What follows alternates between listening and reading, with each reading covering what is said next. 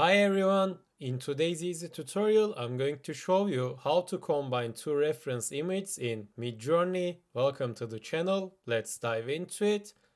So I'm going to start with uploading a picture first. To do that, simply click on this plus icon and select upload a file, and then select an image from your computer and hit open. And to upload this image, simply hit on enter.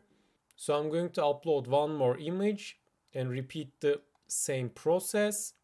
And here's our two reference image. And now I'm going to write down /imagine comment. And now I'm going to left click and open this image. And then I'm going to right click and select copy image address.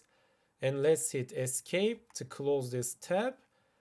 And paste your image link here and delete this height and width part and hit space once, and then repeat the same process here. Open the image, right click on it and select copy image address and hit escape to close this thumbnail. And let's paste it into here and again delete this part and hit space once and type down --v and hit space once again and type 4, and let's hit enter to combine those two images. And here's our image, and that's basically how to combine two reference images in Midjourney. If you found this video helpful, tap the like and subscribe buttons to help others to find this video as well.